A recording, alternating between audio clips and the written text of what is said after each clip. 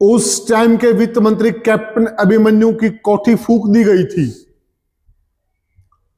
और उस कोठी फूकने में जो बच्चे जेल में गए, जिन पर आज भी मुकदमे चल रहे हैं, उन बच्चों में से एक शख्सियत आज हमारे साथ ग्रामीण भारत के पॉडकास्ट में मौजूद है।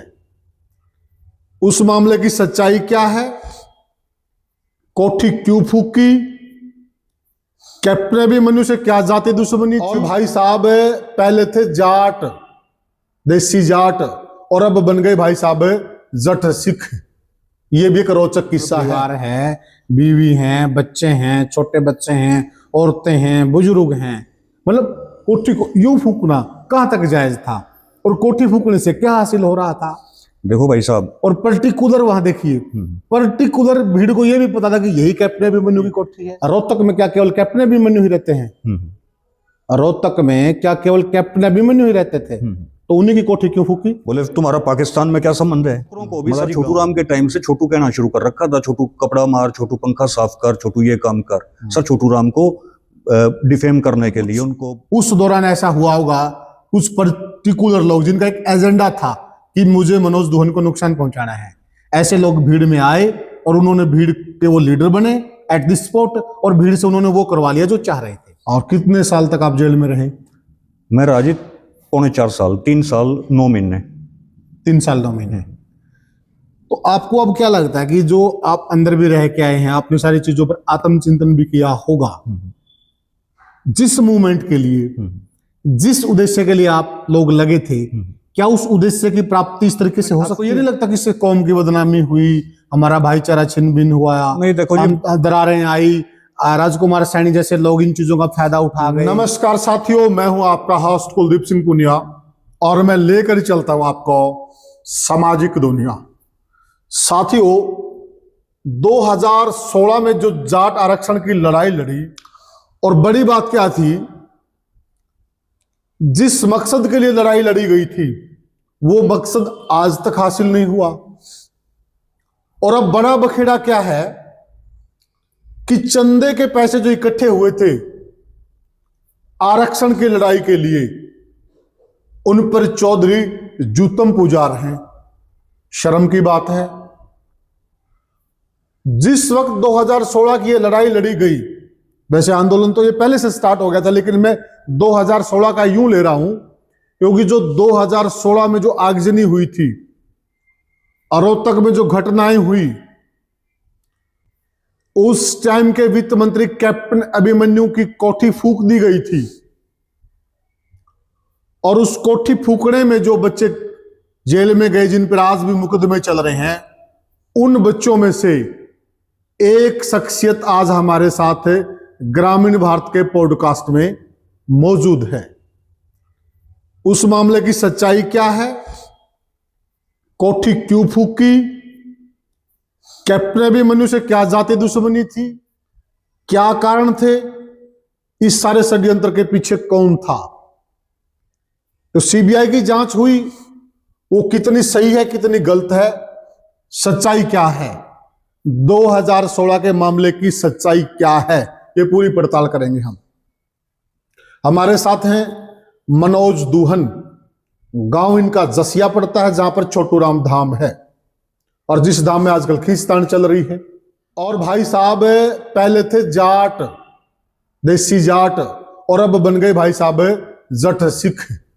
ये भी एक रोचक किस्सा है, बाद में जानेंगे हम भाई साहब से कि ऐसा क्या हुआ, आप जाट से जट सिख क्यों बन गए। बड़ी बात है ये। तो सबसे पहले मनोज भाई, ग्रामीण भारत के मंच पर आपका स्वागत है। थैंक यू भाई साहब। तो मनोज भाई, जो 2016 में जो लड़ाई आप लेकर शुरुआत हुई और जिस वक्त धरनों की शुरुआत हुई, उस वक्त आप लोगों का उद्देश्य क्या था? देखो जी, उद्देश्य हमारा यही था कि जाट कौम को रिजर्वेशन मिलना चाहिए। उसकी वजह यह है कि मान लो कोई सुनार है, तो सुनार का बच्चा जब सुबह उठेगा तो सोने में हाथ मारेगा वो, और रात को सोएगा तब भी वो सोने में हाथ मार के ही सोएगा। लेकिन गांव के अंदर जो जाट जमींदार का बच्चा है या जाट जमींदार है, वो उठेगा तो वो गोबर संगवा के जो है शुरुआत करेगा और रात को भी वो अपने भैंस का जो है ना गोबर संगवा के ही वो सोएगा। तो सोने में हाथ मारने वाला जो है उसका तो रिजर्वेशन है, और जो गोबर में हाथ मारने वाला है उसका रिजर्वेशन नहीं है। तो हम भी उनके भाई हैं, हम भी जो दूसरी कमेरी जातियां हैं उनके हम भी भाई हैं। तो हमारे साथ ये डिस्पैरिटी क्यों हो रही है? तो जिस वजह से रिजर्वेशन की जरूरत जो है वो जाट कम्युनिटी को थी और उसकी लड़ाई हमने शुरू की थी। तो ये लड़ाई जो है बहुत पहले से ही शुरू कर रखी थी, लेकिन ये फिर बाद में जो हिंसक मूवमेंट बनी वो एक अलग चैप्टर है। वो 2016 में जाके इसने हिंसक रूप लिया जिसमें प्रशासन फेल हो गया। जो 2010 की लड़ाई थी उसमें आप शामिल थे? हाँ, जो सुनील चौरान जो हमारा भाई शहीद हुआ था, तो उस टाइम हमने मोर्चा लगा रखा था सांपला में। तो जब हमें पता चला कि हमारे एक भाई को जो है गवर्नमेंट ने जो है गोली मार के शहीद कर दिया, तो हम अपनी गाड़ी से जो है वहां पहुंचे और थ्रू आउट उस मूवमेंट में फिर हम लोग जो है रहे। अच्छा। तो मैं खुद जो है जब उनकी डेड बॉडी थी सुनील चौरान की, तो मैंने भी उसके जो है चरण जो है वो छुए थे, उनके दर्शन मैंने किए थे, फिर उनकी फैमिली से भी मिले। तो तब से इस मूवमेंट में जो है लगे हुए हैं। तो लड़ाई ये पहले से ही चली हुई थी। एक आप युवाओं पे आरोप लगता है कि आप युवाओं को, जो युवाओं की भीड़ थी उसको कोई मेरे जैसा उस भीड़ का लीडर बनके या उस भीड़ को मोबिलाइज करके आप लोगों से गलत कार्य करवा लिए गए, ये कहां तक सच है? नहीं, हमने तो कोई गलत कार्य किया ही नहीं भाई साहब। तो फिर मुकदमे क्यों हुए आप लोग? मुकदमे तो हमारे ऊपर पॉलिटिकल मुकदमे हुए। पॉलिटिकल? हाँ, हमने तो एक भी कोई जो है, मेरा तो कोई नेचर भी नहीं है कि मैं वायलेंट मेरा कोई नेचर हो। तो हमारे ऊपर तो जो मुकदमे हुए हैं ये केवल एक एग्जाम्पल सेट करने के लिए गवर्नमेंट ने लगाए कि भाई भविष्य के अंदर कोई आंदोलन जाट कम्युनिटी ना कर सके, और जाट कम्युनिटी नहीं, कोई भी कम्युनिटी आंदोलन ना कर सके। तो एक एग्जाम्पल सेट करने के लिए, युवाओं को दबाने के लिए, जो है जवानी को टेरराइज करने के लिए हरियाणा के अंदर ये मुकदमे हमारे ऊपर लगाए गए थे।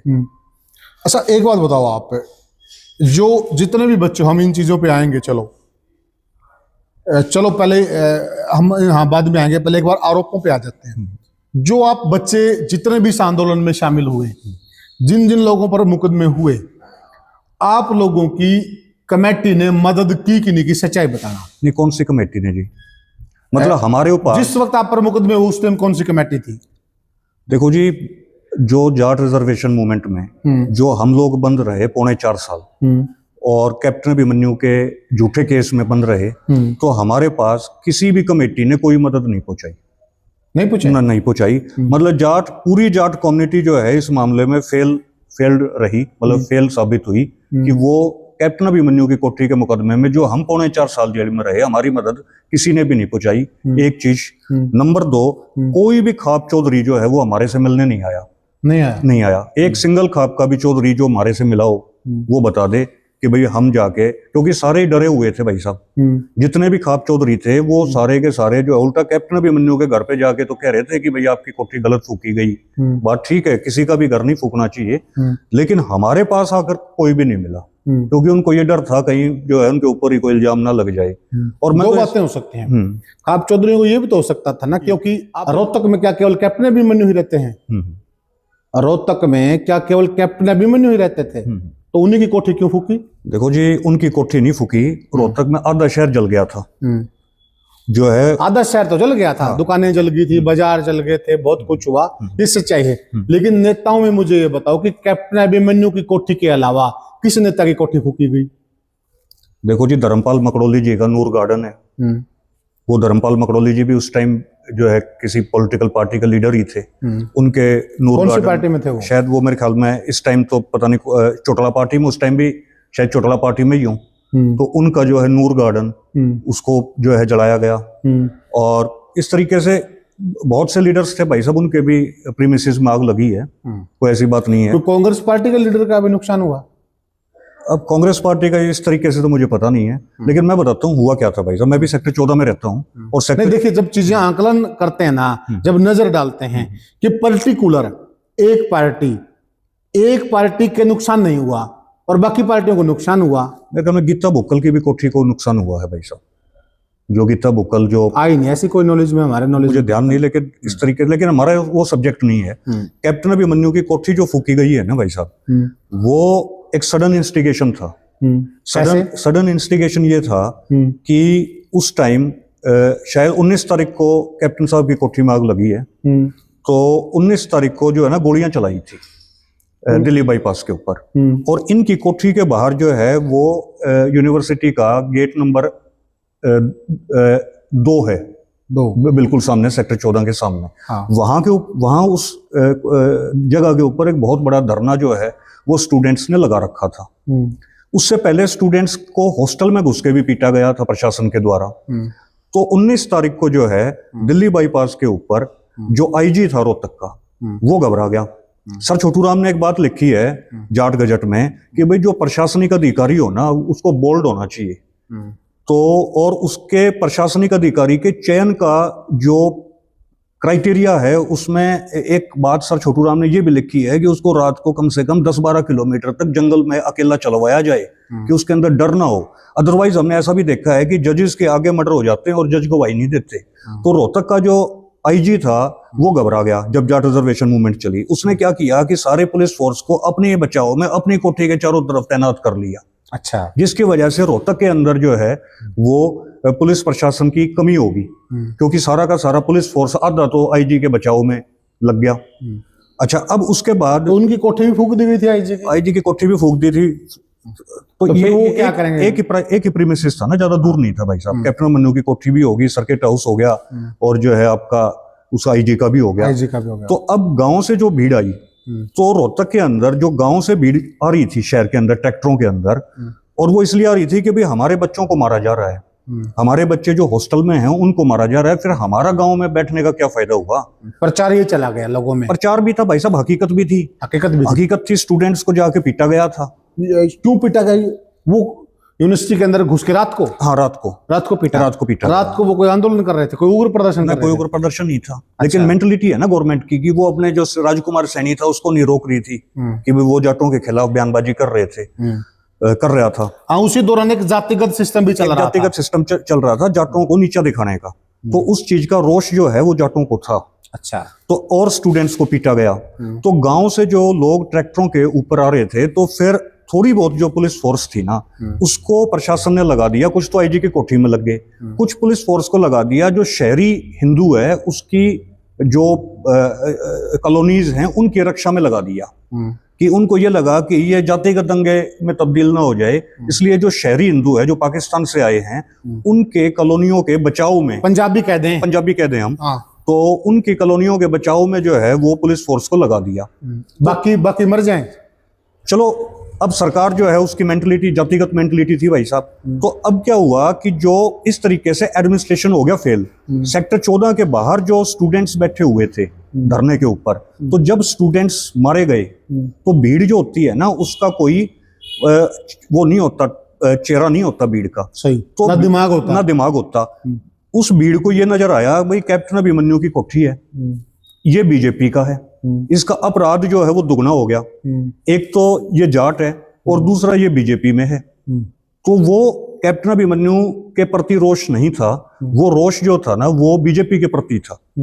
और तो ये एक जो है उस इंस्टिगेशन का, उस भीड़ के रोष का जो है वो टारगेट बन गया, क्योंकि इसी की कोठी नजर आ रही थी वहां पर। आप ये देखिए, चलो ठीक है, लेकिन उसमें इतनी तो अकल होती है, एक 10-12 साल के बच्चों को भी ये परिवार है, बीवी हैं, बच्चे हैं, छोटे बच्चे हैं, औरतें हैं, बुजुर्ग हैं, मतलब कोठी को यूं फूकना कहां तक जायज था? और कोठी फूकने से क्या हासिल हो रहा था? देखो भाई साहब, और पर्टिकुलर वहां देखिए, पर्टिकुलर भीड़ को ये भी पता था कि यही कैप्टन अभिमन्यु की कोठी है। नहीं, वो तो सभी को पता था जी। और इतनी भीड़ एकदम से आई कहां से? भीड़ तो सारी वहां इकट्ठी थी ही, वहां स्टूडेंट्स का धरना ऑलरेडी चल रहा था। और लेकिन उसमें तो स्टूडेंट नहीं थे, सारा गांव के लोग भी तो बहुत आगे थे। तो गांव के लोग भी आगे होंगे भाई साहब। अब एक बात बताओ ना, गांव के लोग तो अपने बच्चों के बचाव में शहर में आ ही रहे थे। तो जब गोलियां चली हैं तो इसकी कोठी को टारगेट बना लिया, इसकी कोठी एक जो है उसमें आग लगा दी।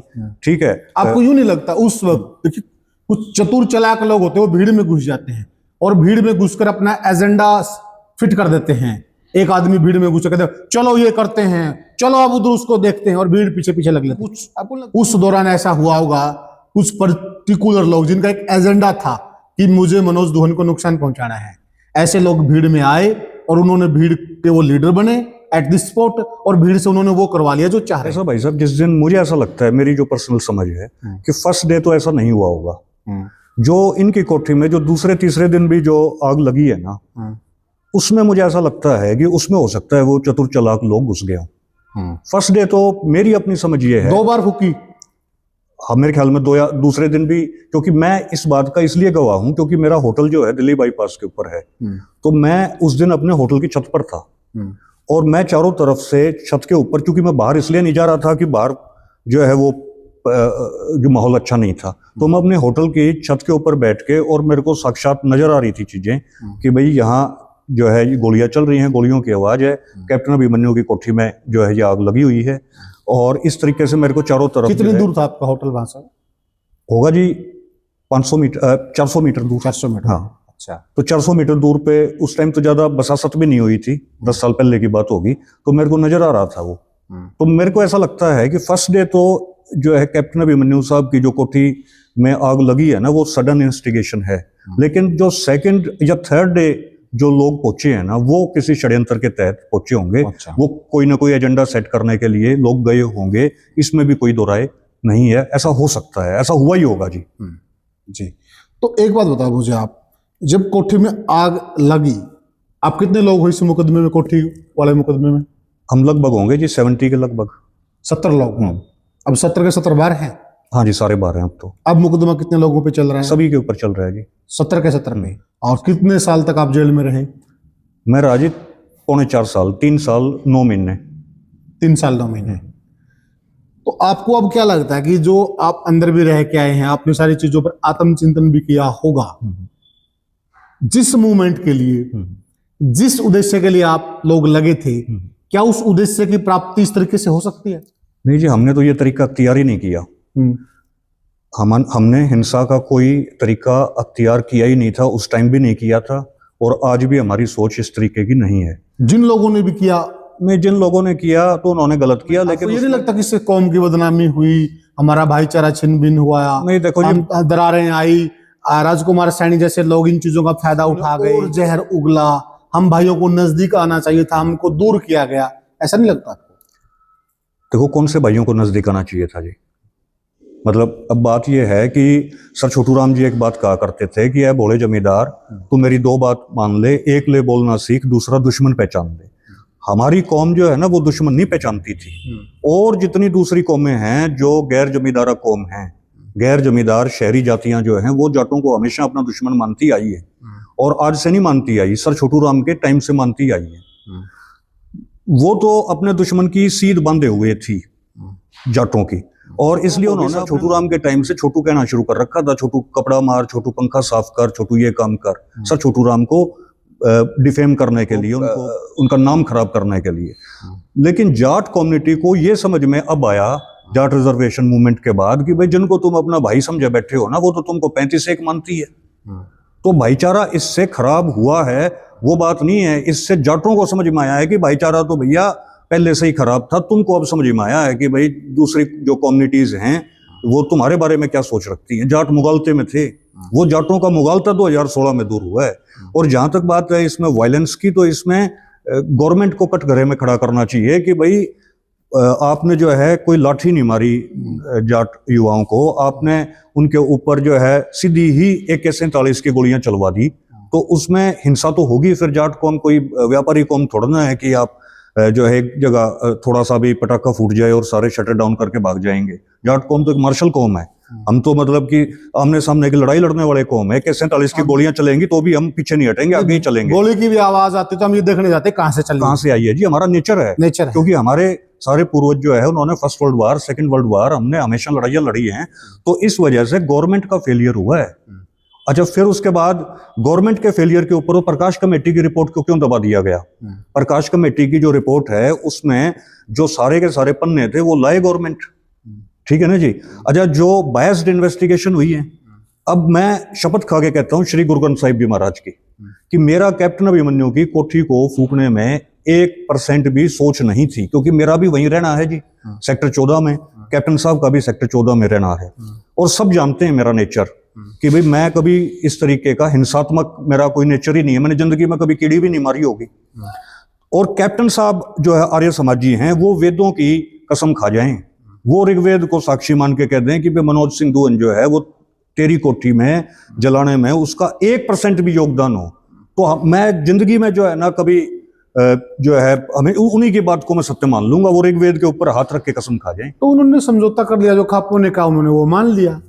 भाई साहब उस चीज का ये है कि 4.25 साल हम जेल में रहे, ठीक है जी, तो 4.25 साल जेल में रहे, फिर इलेक्शन वो हार गए, उन्होंने समझौता कर लिया। अब समझौते में भी एक पेंच है, अब समझौते में पेंच ये है कि एक केस में 2 FIR नहीं हो सकती, फर्स्ट इंफॉर्मेशन रिपोर्ट प्राथमिकी, एक केस में एक ही तो होगी।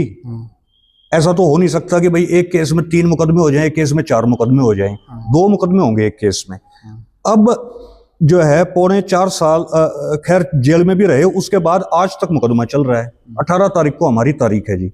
उसके बाद जो दूसरा मुकदमा है, हमने बार बार कहा, अपना मैसेज भी पहुंचाया खापों को कि मगाजिद जो दूसरा केस है ना हमारे ऊपर, इस केस का भी निपटारा करवाओ, नहीं तो 10 साल जो है उस मुकदमे को हम भुगतेंगे, 10 साल इस मुकदमे को भुगत रहे हैं। अच्छा, अलग अलग चल रहे हैं? अलग अलग चल रहे हैं। एक केस में भाई साहब 2 मुकदमे चल रहे हैं। पहले केस में क्या था कि किसी का नाम नहीं था FIR में, उस टाइम कैप्टन साहब ने भी कह दिया था कि भाई ठीक है, मेरा ऐसे तो मैं जो है इन बच्चे मेरे भाई हैं, इनको मैं माफ करता हूँ, इस तरीके से उनकी एक स्टेटमेंट आई थी। लेकिन बाद में जो है उनको ये हुआ, जो भी हुआ मान लो वो पॉलिटिकल हुआ, उनकी अपनी भी समझ है, ठीक है जी, उन्होंने फिर 40 लड़कों के नाम जो है उस मुकदमे में डलवा दिए, तो वो 2 मुकदमे हो गए। अब दोनों मुकदमों के ऊपर CBI इन्वेस्टिगेशन बैठ गई। अब जो पहला मुकदमा था जिसमें किसी का नाम नहीं था, उसमें भी इन 40 में से कुछ लगभग 37-38 लड़कों के नाम इसमें डलवा दिए, फिर और भी नाम डलवा दिए गए, तो एक केस में 2 मुकदमे हो गए। एक मुकदमे का तो फैसला जो है हमारा 18 तारीख को आने की संभावना है, इसी 18 तारीख को। अच्छा। दूसरा जो मुकदमा है उसकी गवाहियां शुरू होनी है। अच्छा, तो अब वो मुकदमा भी 10 साल चलेगा। तो आप एक चीज बताओ ना भाई साहब, फिर समझौता तो हुआ है, लेकिन उस समझौते को मेरी रिक्वेस्ट हाथ जोड़ के ये है खापों को भी, कैप्टन साहब को भी, कि जी इस समझौते को आप इस तरीके से तो करवाओ ना, फिर हरासमेंट होगी तो फिर समझौते के मायने क्या रह गए। ठीक है बात आप। ठीक है भाई साहब, अब हमारी मान लो हर हफ्ते चंडीगढ़ की तारीखें लग रही है, तो फिर उस समझौते के मायने क्या रह गया। जब दूसरी बात कि जिनको आप हकीकत में ये मानते हो कि इन्होंने मेरी कोठी फूकी है या ये पॉलिटिकल आदमी हैं जिन्होंने मेरी कोठी को फुकवाया है, उनका तो आप कुछ भी नहीं बिगाड़ पाए। मेरे को भाई साहब SIT जो है वो बार बार एक ही सवाल पूछ रही थी, भाई तू कैप्टन इसका नाम ले दे। तो आपको मैं बता रहा हूँ भाई साहब, मैंने कहा जी मैं उसका नाम कैसे ले लूं, हम उसकी पार्टी के आदमी नहीं, जिंदगी में मैंने तो कांग्रेस को वोट दी नहीं, ठीक है जी, तो अब मैं कैसे भूपेंद्र हुड्डा का नाम ले दूंगा। तो ये जो SIT थी, SIT बार बार ये कह रही थी, वो डांडा जी थे उस टाइम DSP, वो हमारे SIT के इन्होंने चीफ बना रखे थे, वो बार बार ये कह रहा भाई क्या इसका नाम ले दो। मेरे को जो है जितने भी आए, इंटेलिजेंस ब्यूरो मेरा इन्वेस्टिगेशन, मेरा इंटरोगेशन करने के लिए आई, मेरा जो है इंटरोगेशन करने के लिए वो हिमांशु गर्ग जी आए, उस टाइम ASP थे वो, उनकी ट्रेनिंग चल रही थी। तो मेरे को उन्होंने पूछा भाई 3 सवाल है। मगा जी पूछो। बोले एक सवाल तो ये है कि तुम्हारा OSC से क्या संबंध है। मगा जी जो कोरे कागज पर लिखना हो, OSC से, मगा जी वो मेंबर ऑफ पार्लियामेंट है, जो कोरे कागज पर लिखना हो वो आप लिख दो, मेरे साइन करवा लो, OSC की कोई गलती हो उसको पकड़ लो। बोले तुम्हारा पाकिस्तान में क्या संबंध है, मेरा मगा जी कमाना जाना होता है, पाकिस्तान में मेरा क्या संबंध होगा। बोले तुम्हारा आका कौन है। मगा जी आका का क्या मतलब है। बोले भाई भूपेंद्र हुड्डा। मतलब एक इशारा था कि भूपेंद्र हुड्डा का मैं नाम लूं, ठीक है जी, सभी के ऊपर प्रेशर था भूपेंद्र हुड्डा का नाम लेने का। तो मेरा कहने का मतलब यह है कि भाई कैप्टन अभिमन्यु साहब जिनको दोषी मानते हैं, जिनको भी वो दोषी मानते हैं XYZ, उनका तो कुछ भी नहीं बिगाड़ पाए, और जो निर्दोष लड़के थे, ठीक है ना जी, उनको जेलों में डाल दिया। तो ये कहाँ का न्याय हुआ। अब आप ये देखिए, चलो अब मान लिया आपकी कोठी फूकी जाए, आपका निजी नुकसान हो, आप क्या करोगे। ऐसा था जी कि बड़ा दिल जो होता है ना, वो होता है रोहतक के अंदर RN सिनेमा है, जिसके ऊपर अब मैकडी भी बना हुआ है। वो सुरेश पंडित जी हमारे सेक्टर 14 के ही, उनका RN सिनेमा का और जो मैकडी है, उनका पूरा कॉम्प्लेक्स, उसमें आग लगा दी गई। उनके पास भी लोग गए कि भाई जहां हमारा जिस लोगों को हमने मुकदमा दर्ज कराया है ना, एफआईआर जो हमने करवाई है, उन्हीं लड़कों को तू भी फंसा दे अपने इस आरएन सिनेमा में। और जो हमारे पास बातें आई है सेक्टर 14 से, जहां मैं रहता हूं जी, उसने मना कर दिया। उसने कोई एफआईआर ही नहीं कटवाई भाई साहब। उसने हाथ जोड़ लिया, उसने कहा जी जितने बच्चे थे वो भी मेरे भाई थे। वो पंडित होकर, उसका भी करोड़ों रुपए का नुकसान हुआ है। वो पंडित होकर, ब्राह्मण होकर, गौड़ ब्राह्मण होकर, उसने जो है एक भी किसी के खिलाफ कोई मुकदमा नहीं उसने करवाया। तो ये बात होती है जी बड़े दिल की। अगर मान लो नुकसान हुआ है तो अब मेरा मान लो नुकसान भी हुआ, मैंने तो कोई मतलब कि तो किसी बड़ा दिल दिखाया उन्होंने, समझौता तो किया तो ना, खापों की बात मानी उन्होंने, समझौता तो कर भाई लिया। साहब बहुत अच्छी बात है, लेकिन मैं कह रहा हूं जी अब उस समझौते को आप ढंग से इंप्लीमेंट तो करो। हरासमेंट तो अब भी हमारी हो रही है। और दूसरी बात, अब हमारे ऊपर एक मुकदमा और भी खड़ा है भाई साहब, 10 साल ये मुकदमा चलेगा हमारा हर वो हफ्ते। आपका वाजिब सवाल है। अब हमारा हर वाजिब हफ्ते चिंता है। पिछले 2016 से, जबकि इस तरीके से भी काम हो सकता था कि ये दोनों एफआईआर भाई साहब वापस हो जाती। भाई एक मुकदमे में 2 एफआईआर नहीं हो सकती। हम 4.25 साल जो जेल में रहे, मतलब वो एक पॉलिटिकल एजेंडा के तहत रहा कि इन्होंने जो है वो कोर्ट को मैनेज कर लिया गवर्नमेंट ने भाई साहब। अदरवाइज हमें जो है जेल में रहने का कोई तुक ही नहीं बनता था। आज भी ऐसा नहीं है, पॉलिटिकल प्रिजनर्स नहीं है देश में। आज भी जैसे संत रामपाल जी महाराज हैं वो पॉलिटिकल प्रिजनर हैं। आज भी जो हमारे सिख जो हमारे भाई हैं बेअंत सिंह मर्डर केस में, आज भी उनको 30-30 साल हो गए हैं जेल में। वो भी अपनी सजा से दुगनी सजा काट चुके हैं, वो भी जेलों के अंदर हैं। और भी हैं भाई साहब, कुछ मुस्लिम्स भी हैं जो जेलों के अंदर बंद है, पॉलिटिकल प्रिजनर्स हैं आज भी इस देश में। तो हम जो थे वो बेसिकली पॉलिटिकल प्रिजनर थे, ठीक है जी। और उसमें जो है पूरी कोर्ट को मैनेज कर रखा था। तो मेरा कहने का मतलब ये है कि भाई आज भी जो हमने ये भी कहा था जब जींद में पंचायत हुई थी कैप्टन साहब के साथ, खापों के माध्यम से हमने बात कही थी जी इन मुकदमों को वापस उठवा लो, आप इन मुकदमों को वापस भी उठवा सकते हो। अब ये बात ठीक है कि भाई साहब वो उन्होंने कहा नहीं जी वापस नहीं उठवाएंगे, वापस नहीं उठवाएंगे तो हम भाई साहब भुगत रहे हैं, 10 साल हो गए, एक मुकदमा और खड़ा है, ये भी 10 साल चल जाएगा, मतलब कि चल पड़ेगा। कौन है इसकी एप्लीकेशन, किसकी तरफ से है? एक तो कैप्टन साहब का भतीजा है, उसकी तरफ से है, एक और भी है जी। लेकिन ये चाहते तो एक मुकदमे में 2 एफआईआर नहीं हो सकती, ये कहकर दोनों जो है एफआईआर उठवाई जा सकती थी, रास्ते निकल सकते थे कानूनी। खुद कैप्टन साहब की तरफ से भी कोई एप्लीकेशन थी? नहीं, कैप्टन साहब की तरफ से नहीं, इनका भतीजा की तरफ से है जी। अच्छा, हाँ, कैप्टन साहब की तरफ से कुछ नहीं थे। अब कैप्टन साहब की तरफ से क्या थी भाई साहब? कैप्टन साहब की तरफ से तो नहीं थी, इनका भतीजा है, मान लो भतीजा भी तो इन्हीं का है ना। अच्छा, दूसरी बात तो मेरी आपके जो मजबूत, एक मिनट उस पे आते हैं हम समाधान की तरफ भी आएंगे। जो आप कह रहे हैं कि जो मजबूत आदमी उनका तो कुछ नहीं बिगाड़ पाए। अब मान लिया मैं किसी को भेज दूं कि आप ये काम कराओ, भेजा मैंने है, मैं तो बच जाऊंगा। पॉलिटिकल शिकार तो वो हो गया ना जिसको भेजा गया है। उनमें देखिए हमारे से ज्यादा बुद्धि तो होती है। तो वो उस वक्त भी ऐसा ही कहा जाता है कि भाई जिसका भी एजेंडा था, कोई भी था, वो तो अपना एजेंडा युवाओं के जरिए लागू कर गया, वो तो साफ के साफ रह गए।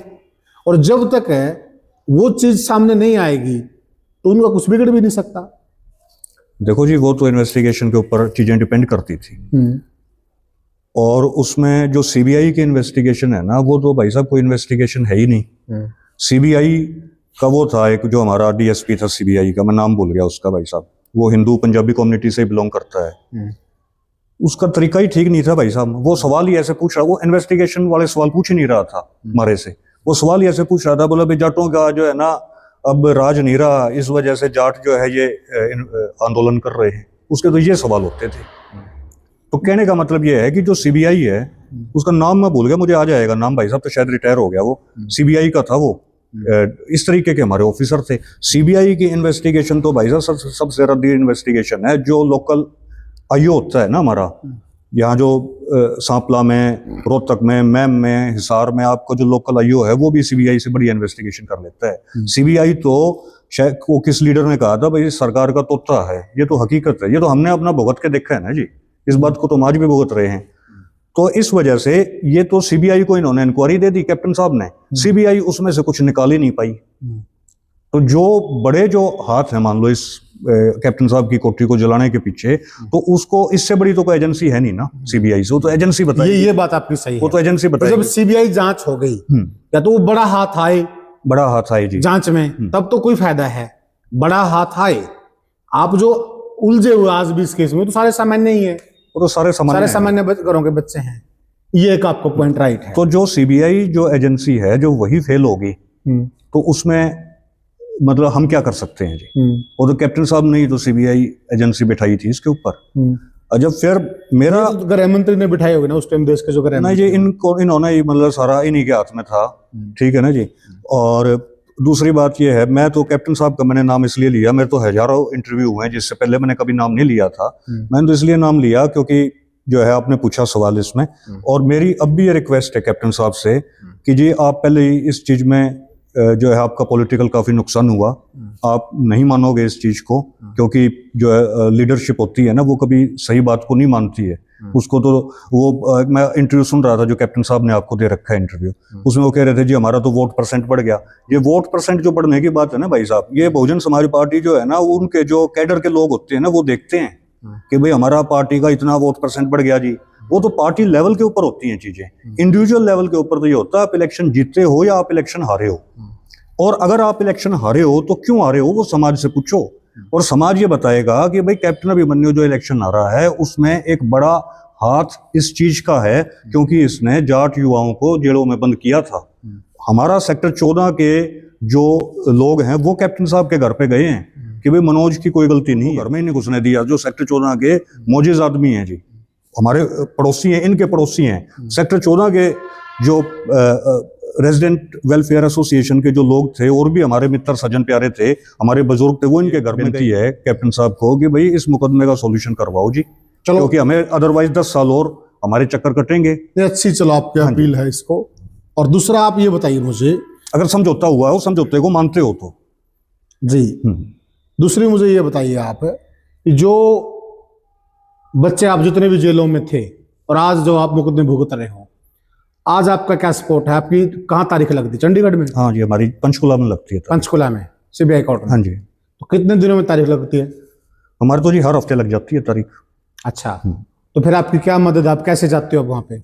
2 जगह पैसा इकट्ठा हुआ था जी। एक तो यशपाल मलिक के पास पैसा इकट्ठा हुआ था इनकी संघर्ष समिति में जो हमारे गांव में मूवमेंट चल रही थी, जसिया गांव में। और दूसरा पैसा इकट्ठा हुआ था नंदल भवन में, नंदल खाप के पास। तो हमको जो है नंदल खाप की तरफ से जो चौधरी महेंद्र सिंह नंदल जी हैं वो एक जो है टेम्पू ट्रेवलर वो जाट भवन पे खड़ा हो जाता है तारीख वाले दिन रोहतक में, और जो उस टेम्पू ट्रेवलर में जाना चाहते हैं वो टेम्पू ट्रेवलर में चले जाते हैं, जो पर्सनल अपने साधनों से जाना चाहते हैं वो अपने पर्सनल साधनों से चले जाते हैं। लेकिन उसमें ये जो महेंद्र सिंह नंदल जी के पास जो पैसा इकट्ठा हुआ था उस पैसे से वो एक टेम्पू ट्रेवलर की सेवा चल रही है। जो यशपाल मलिक जी औरों के पास जो जाट सेवा संघ में जो पैसा इकट्ठा हुआ था उसका हमें नहीं पता, उसका उन्होंने क्या उस कमेटी ने किया है जी। हमारे तक तो जब हम जेलों में थे तब भी कोई मदद नहीं पहुंची। 2-2.5 करोड़ रुपया रोहतक की कमेटी के पास इकट्ठा हुआ था। वो तो जी हमारे पास तो एक बार ये अशोक बलार आया था जेल में, तो डोडी के अंदर जब ये आया तो अब हमारे जेलों के अंदर, मुझे माफ करना जी, जाटों के ऐसे भी लड़के थे जो बड़े निमाने जिनका परिवार था, मतलब सॉरी टू से, मतलब गरीब परिवार से भी थे, और वो जो रेपिस्ट थे ना जेलों के अंदर, जो रेप के मुकदमे में बंद थे, उनके भी भट्टी के ऊपर फट्टी मारते थे। माने उनका भी खाना बनाने का काम जो है वो कपड़े धोने का काम, खाना बनाने का काम वो करते थे जी। तो मैंने अशोक बलारा को ये कहा जब ये जेल में हमारे पास आया डोडी के अंदर कि मगा भाई साहब आप जो है इन बच्चों की जो है मदद पहुंचाओ। तो ये उस टाइम पूरे घमंड में था भाई साहब, ये पूरा यूं घमंड में आकर बोला कि मेरे से पूछ के आंदोलन किया था। अब महाराज जितने भी जो साथी थे ना हमारे, वो ऐसा क्यों बोला ये? अब इसका घमंड भाई साहब, अब इसका मतलब एटीट्यूड, इसका नेचर, इसके संस्कार, ठीक है भाई साहब, इसका माइंड का जो है वो मेकअप। नहीं, फिर इससे नहीं पूछा आपने भाई आप किसको पूछ के आए थे? हम भाई साहब क्या पूछते, हमारा तो ये हो गया था कुछ लड़कों का तो कि भाई इसको पीटो यहाँ पर। अच्छा। लेकिन ये था कि भाई प्रशासन की शर्म थी, और बार इसको पीटा भी 1-2 बार। अच्छा। बार वो जो लड़के जब बाहर आए तो इसको पीटा भी अशोक बलारा को। अच्छा। क्योंकि इसका जो रवैया था ना भाई साहब, इसका रवैया देखो, हमारे से मिलने के लिए आ रहे हो, हमने अपनी समस्या बता तो ये आरोप लगा रहे थे वो यशपाल मलिक जी के ऊपर, सच्चा आरोप है ये? कौन सा? पीटने वाला? वो तो मुकदमे भी चल रहे हैं। अच्छा। हाँ, वो तो जब इसको इसके घर पे जाके पीटा है लड़कों ने, तो वो तो मुकदमा भी भाई साहब चला है। अच्छा। शायद अब बरी भी हो गए हों वो, लेकिन वो मुकदमा भी चला इसके घर में जाके, क्योंकि इसका तरीका, इसका रवैया बहुत गंदा रवैया था। अच्छा, हाँ डीलिंग थी जो इसकी। हाँ, मतलब ये बोला कि भाई आंदोलन क्या हमारे से पूछ के किया है। मगर यार तेरे से क्या पूछ के आंदोलन करते, लेकिन तू हमारे पास आया है जिस मकसद से आया है, वो मकसद तू पूछ रहा है। रोहतक की कमेटी का इंचार्ज यही था। हाँ, रोहतक की कमेटी का यही इंचार्ज था। पैसा भी फिर इसी के पास था। पैसा भी इसी के पास गया होगा जी। अच्छा, अब हमें तो पैसे का हिसाब किताब हमें तो नहीं पता ना जी, लेकिन पैसा इसी के पास गया है। अब ये इंचार्ज था, तो क्योंकि यशपाल मलिक ने जो बना रखा था अपना जो ऑर्गेनाइजेशन का स्ट्रक्चर, वो ये इस तरीके से बना रखा था कि भाई हर डिस्ट्रिक्ट का पैसा उसी डिस्ट्रिक्ट के इंचार्ज के पास इकट्ठा होगा। तो रोहतक का चूंकि ये इंचार्ज था, तो इसी के पास पैसा इकट्ठा हुआ होगा, लेकिन वो पैसा जहां आना चाहिए था, जहां उस पैसे का सदुपयोग होना चाहिए था, वो उस पैसे का सदुपयोग नहीं हो पाया जी। अच्छा, या ऐसा भी है क्या भैया, हरियाणा का जो पैसा इकट्ठा हुआ वो यशपाल मलिक लेकर वहां भाग गया? वो तो कह रहा है, ये तो आरोप लगा रहा है कि यशपाल मलिक के पास पैसा, यशपाल मलिक कह रहा है जो हरियाणा में पैसा इकट्ठा हो तो हरियाणा की कमेटियों के पास है। इसमें सच्चाई क्या है?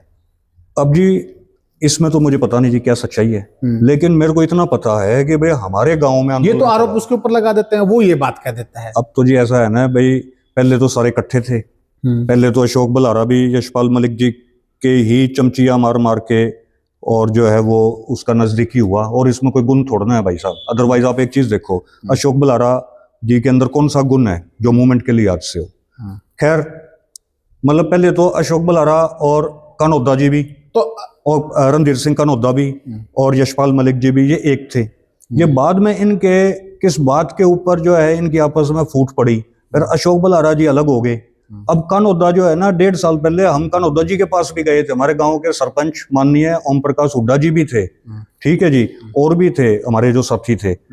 वो हम जसिया गांव में, चूंकि मेरा गांव जसिया है, तो जाट सेवा संघ में हम इकट्ठे हुए। हमने कहा जी मगा ये जो आपने जाट सेवा संघ बना रखा है, इसके जो ट्रस्टी हैं, इसमें आप उन लोगों को भी शामिल करो जो जेलों में बंद रहे हैं, और कम से कम उनको तो शामिल कर ही लो ना जो इस सब्जेक्ट की अथॉरिटी हैं। अब जैसे सर छोटू राम जो हुए जी हमारे लीडर, सर छोटू राम का जो अखबार उन्होंने चलाया 1916 से लेकर 1945 तक, वो अखबार सर छोटू राम जी के ही दिशा निर्देशन में चला। 45 में उनकी डेथ होगी, बाद में भी वो अखबार चला, 47 में भी चला वो अखबार। तो मेरे पास उस अखबार की 21 ईयर्स की फाइल्स हैं। अच्छा। जो मैंने इकट्ठी की हैं जी। अच्छा। किसी ने देखी भी नहीं होगी फाइल्स। तो मैंने सर छोटू राम के ऊपर करीबन 1.5 लाख पेजेस का यूनियनिस्ट पार्टी के ऊपर मटेरियल इकट्ठा किया। मैंने इनको कहा मगा जी देखो, सर छोटू राम कोई बुत नहीं है कि आप उसकी बुत परस्ती करो, वो एक आइडियोलॉजी है, और सर छोटू राम की आइडियोलॉजी जाट गजट में है।